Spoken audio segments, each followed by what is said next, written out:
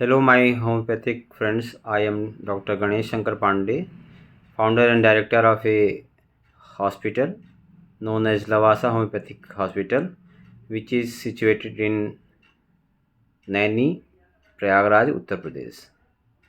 आज मैं आपके साथ फिर से एक केस लेकर के उपस्थित हुआ हूँ आपके सामने।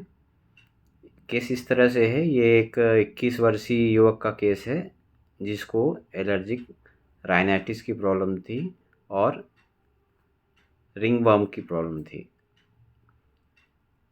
यह केस हमारे पास आया और हमने उससे पूछना चालू किया, बताइए आपको क्या दिक्कत है।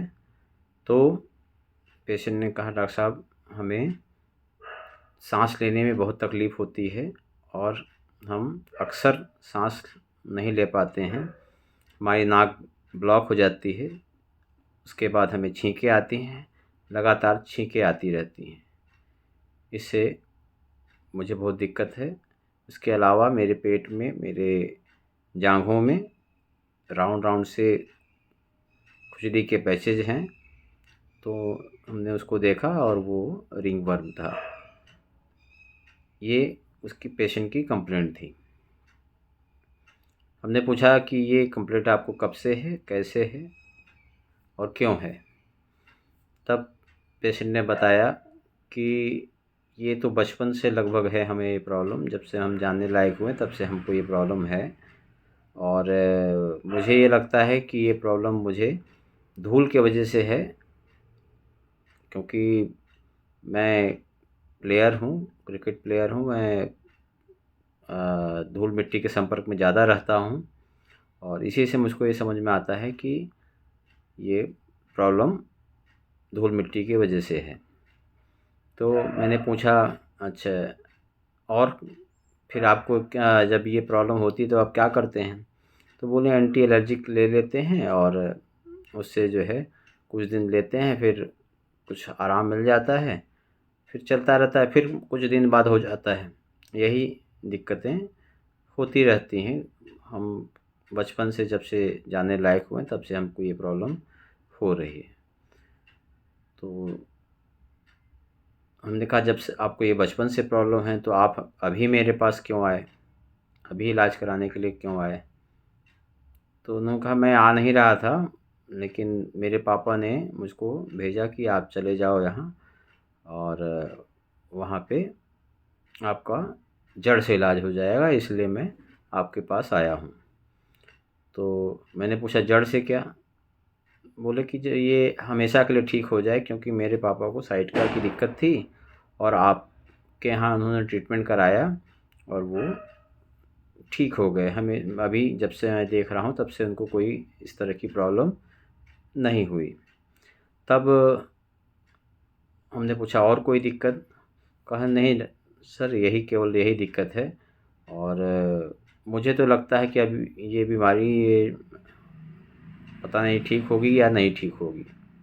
उनका अच्छा ठीक है। इसी अभिव्यक्ति के आधार पे हमने उसको एक मेडिसिन दी और लगभग 2 महीने के ट्रीटमेंट के बाद वो पेशेंट एकदम ठीक हो गया।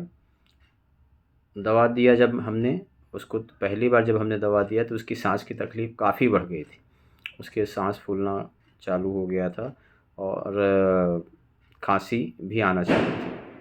तो उस पे वो घबरा के दूसरे दिन ही पेशेंट हमारे पास आया और बोला कि ये हमें दिक्कतें बढ़ गई हैं और इसका जो है हमें नहीं लगता है कि ये ठीक होगा, मेरी दिक्कत तो और बढ़ गई। तो हमने कहा कि वही दवा आप उसको वाटर में बना लीजिए, पानी में 100 ml पानी में डाल करके बना लीजिए और उसको रिपीटेड डोज में जल्दी जल्दी ले लीजिए जब तक आपको दिक्कत है। तो फिर उसने वही किया और फिर 3 दिन बाद फिर से फॉलोअप के लिए आया तो उसकी काफ़ी दिक्कतें आराम हो चुकी थी। जो उसका जो सांस फूलने का, सांस न ले पाने का एपिसोड था वो कम हो गया और उसी समय से उसकी सारी प्रॉब्लम सॉल्व हो गई। इस केस में मैंने जो रूब्रिक लिए वो हमने लिया। मुझको पहले ही रूब्रिक से ये केस काफ़ी हद तक समझ में आ गया था, क्योंकि वो रूब्रिक था, उसने बताया कि सर मुझे ये धूल के वजह से ही, धूल धक्कड़ के वजह से ही ये दिक्कत हो रही है। तो हमारे होम्योपैथी के माइंड सेक्शन में एक रूब्रिक है, delusion injury is being injured by surrounding. इसमें मत क्या है कि हमें एक इंजरी हो रही है सराउंडिंग से, मतलब हमारे आसपास के जो सराउंडिंग्स यानी वातावरण है उसके वजह से ये इंजरी हो रही है। इसीलिए हम इसमें इस रूब्रिक को लेते हैं, delusion injury is being injured by surrounding. तो इसमें केवल 3 दवाइयाँ हैं, लेकेसिस, नाजा, हायोसाइमस।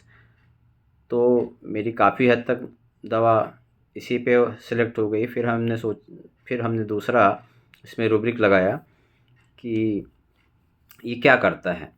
ये एक प्लेयर है, काम के रूप में इसके पास प्लेयर है। तो उसमें हमने रूब्रिक लिया, प्लेइंग डिजायर टू प्ले।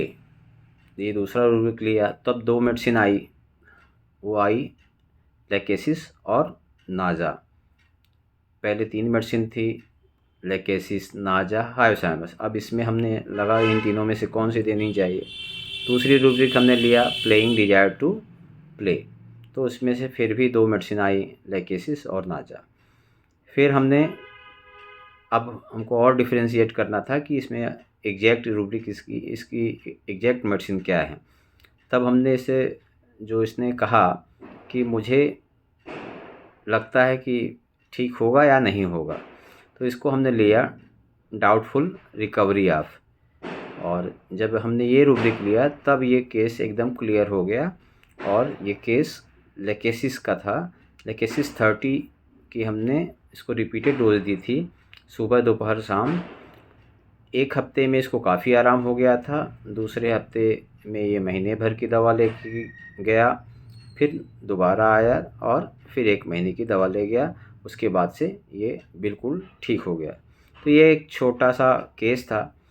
अगर हम इसको माइंड मेथड के हिसाब से अगर नहीं ट्रीट करते तो हो सकता है इस मेडिसिन तक हम ना पहुंच पाते, क्योंकि हमने लेकेसिस के बारे में जो पढ़ा था वो पढ़ा था लेकेसिस मतलब लोकेसिटी। इस पेशेंट में हमको कोई लोकेसिटी नहीं दिखाई पड़ी।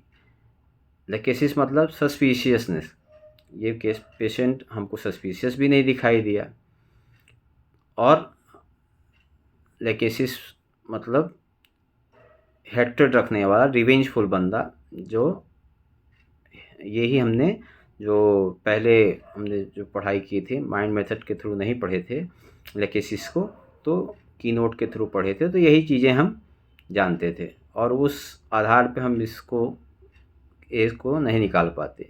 लेकिन ये इतना बढ़िया से केस, ये 1 हफ्ते में पहली बार की श्योर शॉट दवा में ये ठीक हुआ। तो ये माइंड मेथड की ही देन है। इसमें कुछ नहीं करना है, केवल जो माइंड सेक्शन के जो रूब्रिक्स हैं उनको अच्छे से, उनकी मेटाफर को उनको डायरेक्ट पढ़ना है, समझना है, ऑब्जर्व करना है। इससे बड़े आसानी से अच्छे केस, एलर्जिक राइनाइटिस जैसे केस जो कि इतनी आसानी से ठीक हो गया। इसके पहले जब हम फिजिकल से, मेंटल से थोड़ा बहुत सिम्टम लिया करते थे, जो क्लासिकल वे है अपना, उससे जब ट्रीटमेंट किया करते थे तो भटक जाया करते थे और दवाइयाँ सही नहीं निकलती थी। और काफ़ी दिन के बाद भी हम उन केसों को ठीक नहीं कर पाते थे। लेकिन हमारी एफिकेसी इस माइंड मेथड में आने के बाद से बढ़ी है। इसलिए आप लोगों से भी रिक्वेस्ट है कि इस माइंड मेथड के जो रूब्रिक हैं उनको आप पढ़िए, उनके मतलब को समझिए, मेटाफर को समझिए। यूट्यूब पे बहुत से डॉक्टरों के लेक्चर्स हैं, बहुत से डॉक्टरों ने अपने अनुभव को साझा किया है, उसको देखिए। बहुत से ग्रुप हैं जो कि लगातार इन माइंड मेथड पे सेमिनार कर रहे हैं, उनको ज्वाइन करिए, उनको करिए, जिससे आप भी जल्दी से क्विक प्रिस्क्राइबर बनिए और अच्छे केसों को सॉल्व करिए। धन्यवाद।